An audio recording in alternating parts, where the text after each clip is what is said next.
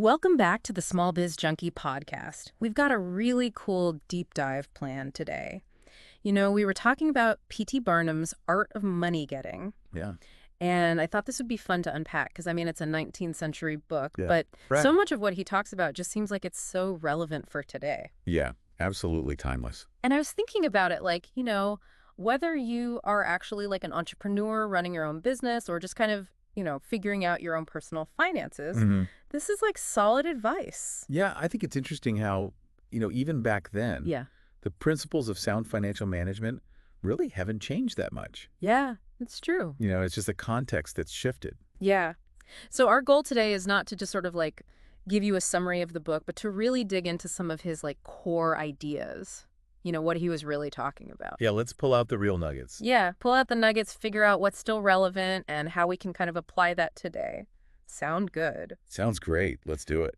All right, let's jump in. So, right out of the gate, Barnum starts talking about hard work. Yeah, and I love this part. And he was a big believer, particularly he was writing, about America in the 19th century. Right. And he's talking about like America's this land of opportunities. Huge opportunity. And anyone, Mhm. if you're willing to put in the work, you can succeed. Right. And I think what's really interesting about the way he phrases it is he immediately connects financial success with participating in respectable work. He's very clear about that. He says it's not difficult for people in good health to make money. He specifically calls out being in good health. If they're willing to engage in whatever respectable occupation is being offered, there's work out there. Yeah. You've got to be willing to do it. And I think that's like just the way he phrases that is really interesting. There's a lot of like personal agency and responsibility that he places right up front. Yeah, and I think also it speaks to like a certain optimism of the time, right? Like, oh yeah, for sure. There's this sense that like, yeah, there's opportunity and like you can... It's accessible. It's accessible if you're willing to work for it. Right. And that's something I think that we maybe have lost a little bit of in modern times, I think that's fair to say. Now, on the flip side, he has no patience for idleness. Right. This is one of my favorite parts. I love his example of Mr. Micawber. He's like, don't be like Mr. Micawber, just waiting for something to turn up. They just waiting around. Fortune favors the brave. Right. Yeah, like you got to go out there and make it happen. And I love that quote too. Fortune favors the brave and never helps a man who does not help himself. And it's just That's true. It's so true, and it's so applicable across eras. Why do you think this proactive approach is so important? I think it's human nature, right? I mean, it's like we're wired to be doers, to do things to solve problems. And if you think about people who've been successful, regardless of what industry they're in, regardless of what era it was. It transcends eras. They're problem solvers. They're the ones who are out there hustling, looking for solutions, trying new things. And, that's how you move things forward. Yeah. And even when you think about it from a business standpoint, if you're sitting around waiting for a customer, that's not a good business model. No. You've got to be out there making sure you're the solution. Yeah, you're going out to find them, you're creating solutions, and you're putting them out there. Right. And I think that's like a huge part of it. And he also has this quote, which I think is deceptively simple. Whatever is worth doing at all is worth doing well. Oh, I love that quote. It seems so basic. Yeah. It's so simple and yet so powerful. But I think it speaks to like a commitment to quality. Absolutely. And I think it's more than just personal satisfaction, too. Yeah. Because if you're doing something well, it means you're creating value for someone else. Somebody else, yeah. So if you have a business, that means you're creating better products or services. And that's what's going to attract more customers. Absolutely, yeah. It's like building a reputation for quality. Yeah, it's building a reputation. It's building trust. Right. And that's what's going to lead to, the financial rewards down the road. It's a virtuous cycle, right? You do things well, people notice, you get more business, and it just keeps going. Absolutely. Now let's shift gears a little bit. Let's talk about financial prudence, because I think this is something that is like especially relevant today. Especially. Yeah, in today's economy, things are getting a little crazy, with inflation and everything. Yeah. But Barnum is a huge proponent of living below your means. And he actually quotes Benjamin Franklin on this, right? Yes, he does. He says the road to wealth, as Dr. Franklin says, is as plain as the road to mill. Right. And it just boils down to spending less than you earn. Which is, I mean, you hear it all the time, but it's so hard. It's so simple. It's so hard to do. Why is it so hard? Well, I think there's so much pressure today. We're bombarded with ads. We're surrounded by this culture of like consumerism. Oh, yeah. Buy.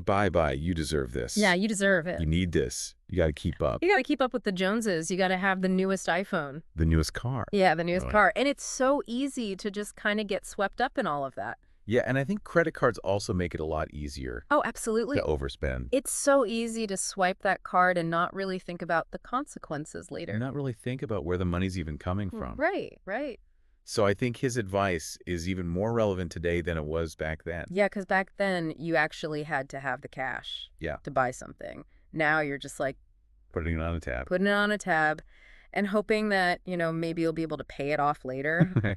But, that leads into his other point, which is he is like dead set against debt. Oh, yeah. He's very clear about that. He calls it like a slavish position. Yeah. It's like working for a dead horse, he says. It's such a powerful image, right? Looks like you're just spinning your wheels, getting nowhere. Yeah, and just dragging you down. Yeah. Now, there's obviously some nuance to that conversation because today we see certain kinds of debt as investments, like a mortgage or student loans, things like that. So how do we square that with Barnum's thinking? Well, I think his main concern was really unproductive debt. The kind of debt that's not actually going to generate income or appreciate in value. Like credit card debt. Exactly, like credit card debt or personal loans to buy, things that you don't really need. Yeah. So I think his principle of trying to avoid being beholden to creditors is still relevant. Absolutely. Even though certain types of debt are, more acceptable today. And it's funny because he also makes this really interesting distinction between true economy and just being stingy. Right. And I think it's so important. Yeah. And he uses this example, which I love. He talks about like, imagine someone who's like super careful about like turning off the lights. Yeah. To save on candles. Yeah. To save on candles. But then they go out and spend a fortune on like fancy clothes or jewelry that they don't need. Yeah. Or some other luxury item they don't really need. I think it's really about being mindful. Yeah. It's not just about cutting costs for the sake of cutting costs. It's really understanding what's important. Yeah. And making sure that your spending aligns with that. Absolutely. So, it's not about deprivation. It's about being intentional with your money.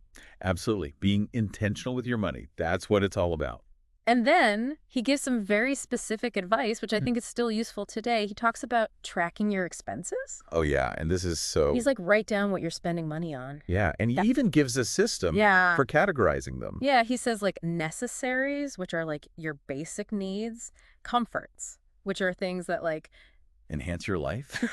Yeah, enhance your life, but maybe aren't essential. Right. And then luxuries, which are like the things that, wants versus needs. Yeah, you want them, you don't need them. Yeah. And I think that's a really good way to just start to get a handle on where your money's going, because so often we just kind of like... spend without thinking. Yeah, it just kind of disappears and we're like, where did it all go? And I think even today, there's so many apps that can help you do this automatically. Yeah. Yeah, there are tons of budgeting apps that will kind of like categorize your spending for you. But even just the act of like consciously thinking about it. Yeah. Like, is this a need? Is this a comfort? Is this a luxury? Yeah. Can really help you make more informed choices. Absolutely. So now let's talk about strategic choices, because Barnum was all about being strategic. Oh, yeah. And he really believed in the importance of choosing a vocation, a job, a career that was aligned with your natural talents. And this is a big one because he says straight up, unless a man enters upon the vocation intended for him by nature and best suited to his peculiar genius, he cannot succeed. Yeah, and I think there's a lot of wisdom in that, right? I think there is, because it's about finding something that you're good at, that you're naturally drawn to, that you enjoy. And I think that's where you're going to find the most fulfillment and the most motivation to succeed. Right, because if you're doing something you hate, you're probably not going to be very good at it. Probably not. You're not going to want to put in the effort. You're not going to want to go the extra mile. And that's where I think that lack of motivation is what leads to failure. So it's really about finding something that lights you up. Yeah, and he also emphasizes the importance of location, which is really interesting. It's very interesting. And he actually tells this story about a penny showman in London. This guy is talented. He's a good showman. He's got a good act, but he's in the wrong spot. He's in London, and it's not working out for him. Yeah, it's just not the right environment. And so Barnum tells him, hey, you're great, but you're in the wrong spot. And the guy eventually ends up in America, and he becomes wildly successful. So even back then, they understood that being in the right place mattered. Yeah, absolutely. And I think that today, location takes on a slightly different meaning. Definitely, right. It's not just about physical location. It could be about your target market. Absolutely. It could be about the online platforms you're using. Digital space that you're in. Yeah, it could be about the community you're a part of. The networks that you build. It's about finding the right environment for what you're doing and for who you're trying to reach. Yeah, and I think even in the digital age, that concept of location still applies. Yeah. Like you said, it's about being where your audience is, where the opportunities are. Exactly. And he also cautions against entering already saturated markets. Yeah. He's like, don't start a business where there are already enough people doing the same thing. Right. And this is where market research comes in. Yeah, exactly. Like, you really have to understand what's out there, what the demand is, and then figure out, okay, what's my unique selling proposition? Yeah. How are you different? How am I different? What can I offer that's not already being offered? Yeah, and I think it's so easy to get caught up in your own passion for an idea. Oh, yeah, for sure. And not really do that homework and say, like, is there actually a need for this? Is anyone going to buy this? Is there space for me in this market? Right, right. And another thing that Barnum talks about that I think is just so fundamental is perseverance. Oh, this is huge. He has this quote, I think it's from Davy Crockett. "This thing remember, when I am dead, be sure you are right, then go ahead." So good. Like, don't let anyone tell you no. Yeah, and he also talks about how so many people give up. Right before the breakthrough. Right before they're about to make it. They're like so close, but they just lose heart. They lose faith. And it's heartbreaking. It is. It's like you're running a marathon. Yeah, you're mile 25. Yeah, you're at mile 25 and you just collapse right before the finish line. You just give up. Yeah. And I think this is where resilience comes in. Because building anything worthwhile, starting a business, achieving any kind of financial goal, it's going to be tough. There are going to be challenges, there are going to be setbacks, and it's about being able to push through those tough times. Yeah, and I think that that's where self-reliance comes in too, which is something else that Barnum talks a lot about. Oh, absolutely. This is a big one. He says, until you can get so that you can rely upon yourself, you need not expect to succeed.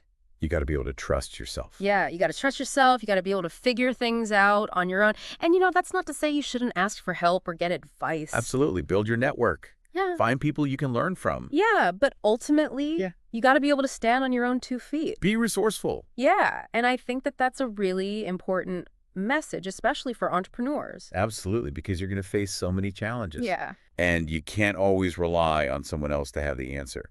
You're going to be able to figure it out. Okay, let's move on to something that Barnum was clearly a master of, making yourself known. The art of the hustle. Yeah. Yeah. He understood the power of advertising. Oh, yeah. He was the master. And he says it so simply. If a man has ever so good an article for sale and nobody knows it, it will bring him no return. And that is just marketing 101. Yeah. And it seems so obvious, but I think we forget it sometimes. All the time. Like, you can have the best product in the world, right? But if no one knows about it, it's worthless. It doesn't matter.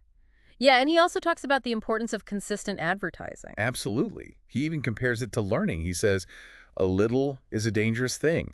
Like, you can't just dabble in advertising. Yeah, you got to go all in. You got to be consistent. And I think that's even more true today. Oh, yeah. Because there's so much noise, there's so much competition for attention. Constantly bombarded with information. Yeah, that you really have to be consistent to break through. You have to be consistent.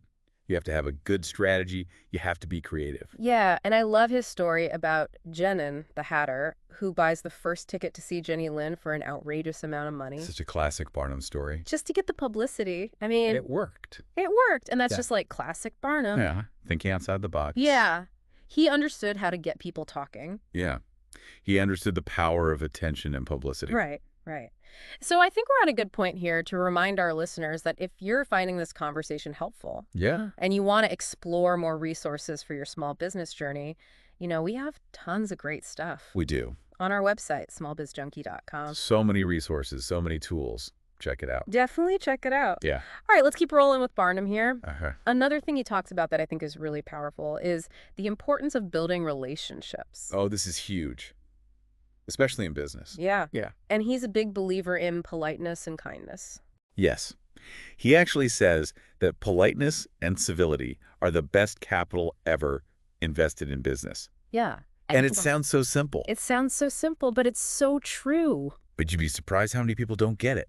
Right. Like, you got to treat people well. You got to build those relationships. You got to foster those connections. And it's not just about like being nice for the sake of being nice. It's about creating a positive experience. A positive experience, building loyalty. Yeah, because people remember how you make them feel. Right. And he also talks about providing good value to your customers. Oh, yeah. He has this great quote. Yeah. He says, like begets like, the man who gives the greatest amount of goods of a corresponding quality for the least sum, still reserving for himself a profit, will generally succeed best in the long run. It's like give people a good deal. Yeah, give him a good deal. But also make sure you're making a profit. Don't undervalue yourself. Right, but it's about finding that balance. And I think today, more than ever, people are looking for value. Absolutely. Especially with the economy being the way it is. Yeah, they're careful with their money. They want to make sure they're getting their money's worth. Absolutely. Yeah. And I think that's where building that trust and that reputation for quality comes in. Absolutely. Now let's talk about something that is like the bedrock of Barnum's philosophy. This is the big one. Integrity, honesty. Yeah. And he's very clear about this. He says, preserve your integrity. It is more precious than diamonds or rubies. Yeah. He's like, this is not negotiable. Not negotiable. And I think for him, it wasn't just a moral thing. Right. It was a core business principle. Yeah, he understood that trust is everything. Yeah, because if you lose people's trust, yeah, it's game over. It's game over. You can't recover from that. No, especially in today's world where everything is so transparent. Yeah, everything's online. Your reputation can be destroyed in like a second. A single tweet. Yeah. So you got to be really careful. You got to be authentic. You got to be genuine. You got to be honest. Yeah. And he even quotes Benjamin Franklin again on this one, right? Yeah. Honesty is the best policy, Franklin says. And Barnum absolutely believed that. And it's so true. It's like in the long run, being honest is always the best approach. Always. It might not always be easy. Yeah. But it's always right. Right. Now, Barnum also cautions against distraction. Oh, yeah. He talks about this a little He's like, stay focused on what you're good at. Don't get lured into businesses you don't understand. He compares it to Samson losing his strength. Right, right. Like you're spreading yourself too thin. You're losing your power. You're losing your focus. Yeah. And I think this is so important for entrepreneurs because it's so easy to get excited about all these different opportunities. Shiny object syndrome. Shiny object syndrome. Like, oh, that looks cool. I want to try that. I want to do that. Right. But Barnum's saying no. Stay focused on what you're good at, what you know, what you're passionate about. Yeah. And he also has some really strong warnings about endorsing notes or providing security for other people. Oh, yeah. And this is all about risk management. Yeah. He's like, don't co-sign loans for people unless you're willing to lose that money. Because you could end up being on the hook for it. Yeah, absolutely. And I think that's a really important lesson, especially today when it's so easy to get caught up in helping other people. But you also have to protect yourself. Absolutely. Yeah. You got to be smart about it. And make sure that you're not putting yourself at risk. Yeah. Now, Barnum also emphasizes the importance of continuous learning. Oh, yeah, this is a big one. He's a big believer in education, and he says, every man should make his son or daughter learn some useful trade or profession. Yeah, because it's about having a skill set that can support you throughout your life. Yeah, and I think that's even more true today, right? Absolutely. Because the job market is constantly changing. Yeah, things are evolving so rapidly. And you got to be able to adapt. Yeah, you got to be able to adapt. You got to be willing to learn new things. Keep learning, keep growing. Yeah. And he also advises staying informed by reading newspapers, which was the main source of information back then. Right. So today, that would be equivalent to... keeping up with current events. Yeah, keeping up with current events, reading industry publications, listening to podcasts. Taking courses. Yeah, taking courses. Yeah. Just making sure that you're staying ahead of the curve. Stay informed, stay relevant. Yeah. Now, he also has a really interesting caution against being overly visionary. Yeah, he says... many persons are always kept poor because they are too visionary. It's about balancing your big ideas with practical implementation. You got to be able to execute. Yeah, you got to be able to execute. Because it's great to have these grand visions. Yeah. But if you can't actually put them into action, they're just dreams. They're just dreams. Yeah, and I think that's where a lot of people get stuck. And it's not that there's anything wrong with having big dreams. Yeah. But you got to have a plan. Yeah. You got to break it down into steps. Yeah. And then he gives this really specific advice. Engage in one kind of business only and stick to it faithfully until you succeed. Don't try to do too many things at once. Yeah, don't get distracted. Focus your energy, focus your resources, and master one thing before you move on to the next. Yeah, and I think that's a really good advice for entrepreneurs who, we tend to be very... Multi-passionate. Yeah, we have lots of ideas. Yeah, we see opportunities everywhere. Yeah, we see opportunities everywhere, and we want to do it all. But sometimes that could be detrimental. Absolutely, yeah. And finally, he talks about the power of system and organization in business. Oh, yeah. He's all about being systematic. He says men should be systematic in their business. A person who does business by rule, having a time and place for everything, doing his work promptly, will accomplish twice as much and with half the trouble. I love that. It's about being efficient, being organized, having a plan, and sticking to it.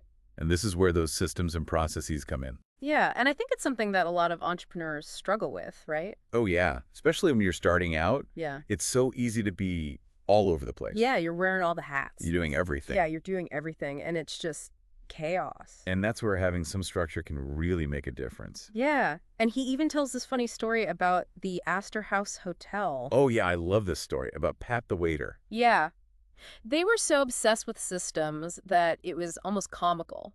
To the point of absurdity. Yeah, like the waiter spills soup on a customer, and instead of just apologizing and cleaning it up, he has to go through this whole elaborate process of getting a replacement bowl of soup and... Following the rules. Yeah, following the rules to a T. It's a funny story, but it also highlights that there needs to be a balance. Yeah. Like, systems are important. Yeah. But you also have to be able to use your common sense and be flexible when you need to. Absolutely. So... P.T. Barnum may have been writing in the 19th century, but his wisdom is just as relevant today. Absolutely. I mean, his emphasis on hard work, financial discipline, strategic thinking, strong relationships, integrity, all of these things are timeless principles. And I think what's so refreshing about Barnum is his optimism. Yeah. Like, he really believed that anyone could achieve financial success if they were willing to put in the work and follow these principles. Yeah, and I think that's a really inspiring message, especially for small business owners and entrepreneurs who are out there, trying to make their dreams a reality. Absolutely. And we hope this deep dive has given you some food for thought, some practical ideas that you can apply in your own life. Yeah, and we'd love to hear from you. As you reflect on all of this, what principle from Barnum's Art of Money Getting really resonated with you? Yeah, what are you going to take action on? Yeah, what are you going to take action on? What are you going to implement in your own business or in your personal finances? Let us know. Head over to smallbizjunkie.com, leave us a comment, join the conversation. We love hearing from you guys. And of course, you'll find tons of other great resources on the website, articles, tools, all kinds of stuff to help you on your journey. Everything you need to build a successful business. Absolutely. Thanks for listening to the Small Biz Junkie Podcast.